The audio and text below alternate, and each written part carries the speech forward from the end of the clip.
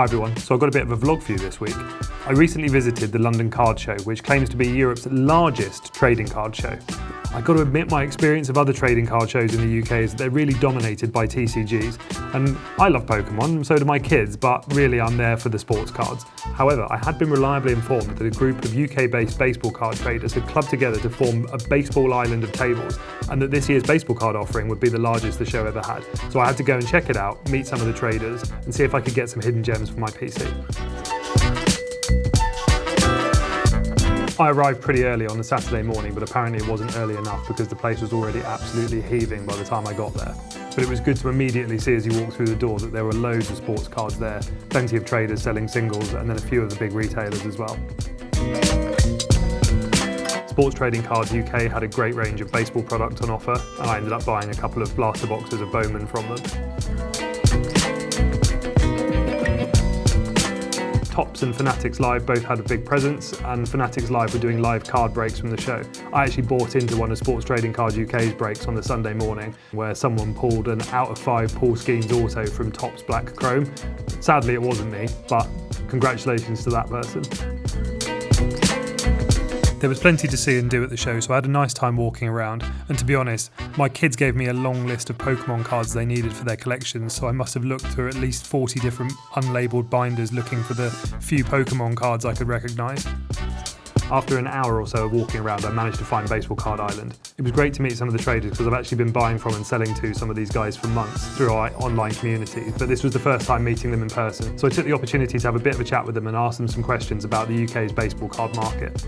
Into baseball cards during COVID, so I was kind of scrolling on Twitter at the time and saw a post about a Lionel Messi card that had sold for like 6 figures, and I thought, oh, that's really interesting, and kind of delved into it a bit more, read a little bit more about it, and then from there started collecting football cards and then discovered the world of baseball cards, you know. I think the market in the UK has definitely grown.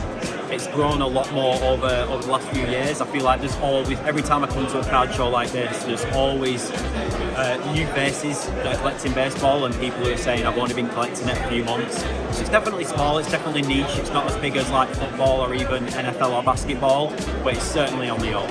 Here at the London Card Show, I've been doing the London Card Show every time since February 2023, and we generally don't have a very big baseball presence, but this time one of the guys, Holland, has organised kind of a big area here for baseball, which is really nice. And yeah, so we've got probably 8, 9, 10 baseball tables here today. Over the last couple of years, certainly it's been really consistent. I get asked every single time for Ohtani. Have you got any Ohtani cards? More recently, Paul Skeens was pretty popular, and then guys like Aaron Judge is always popular as well. I'd say they're probably the 3 at the moment that you get asked for quite a lot. The UK baseball card market has almost doubled in the last year and a half. More people are getting into it, more kids are getting into it. My favorite fun fact about Major League Baseball at the moment is last year there were 1,600 Major League Baseball games. The 3 most attended baseball games were the London series. So 84,000 people love baseball enough to buy tickets. The most popular UK teams, for some reason, Toronto Blue Jays is by far the most popular team. But who they collect, it's Shohei Ohtani, Paul Skeens, Bobby Witt Jr. You always get your Yankees fans, but I've been asking around because everybody wanted the Blue Jays when I first started breaking. I couldn't figure it out. It's a Canadian team, no big names, and it's because Toronto Blue Jays would show baseball games on public access in the 90s and noughts. So people got to watch them for free, which built a huge ground-up support problem just for the Blue Jays. So I came to my first show in 30 years in London last year, and the only baseball anywhere in the entire thing was Craig at his table. And I got to buy my first box of cards in 30 years from Craig. And I was like, where is everybody else? And he was like, there isn't anybody, it's just me. And I was like, okay, and the next show was just him, and the next show was just him. And I was like, there's enough of us. There's 3,000 people in the Facebook group. Certainly there's enough people interested in having a table. So I talked to Harry, and Harry puts on an amazing show. And he was like, if you will fill the island, I will give you an island of baseball to just fill, like lock it in. I know if you build it, they will come. Field of Dreams, Evan Costner, let's get it done. And they did. So not only do we have our island of 8, we got 2 more over there that couldn't fit on the island. So, I mean, next time, 10, 12, 14, and more the merrier. After speaking to the guys, I had great fun flicking through the cards and boxes on Baseball Island. I managed to find a few Cubs cards that I wanted. I must admit, I didn't buy this Michael Bush or this Nico Horner, which I kind of regretted. I definitely regretted not picking up this PCA auto.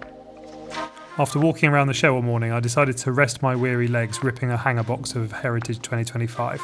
I was hoping it would get me a bit closer to completing my base set, but unfortunately it was mostly duplicates. Did get these nice parallels though, including this Burgundy Sparkle, which is exclusive to hanger boxes. I then moved on to opening one of my Bowman Blaster boxes and started off really strong with this Green Shimmer Kadim Dior of 99. Beautiful card, first Bowman. First of all, a big shout out to Holland and Craig for doing those interviews. I really appreciated it, and I hope you had a good show. Let's take a look at some of the cards I picked up for my PC then. I'm not all about baseball, I do like a bit of NFL too, so I got this Brett Favre of 99 and this Brock Bowers rookie patch. I also picked up some Michael Jordans, not his 1986 Fleer rookie unfortunately, but from his short-lived baseball career, which is kind of quirky, kind of interesting.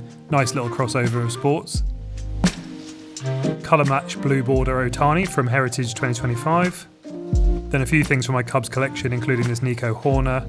I also got this Kevin Alcantara Ray Wave black and white. I love the Ray Wave parallels, I think they just look so cool. This Fernando Cruz Shimmer, unnumbered. And this was probably the nicest pickup of the day. Pete Crow Armstrong team logo border from Topps Series 1. Pete's my main PC player, so I was really pleased to find this.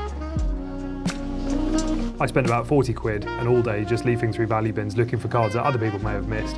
I came away with some great cards for my PC, and I think it's just proof that you really don't need to spend that much to have fun at these shows. One of One is a really new channel, so if you've enjoyed this content, please do like it, please do subscribe to the channel and drop me a note in the comments. Thanks for watching.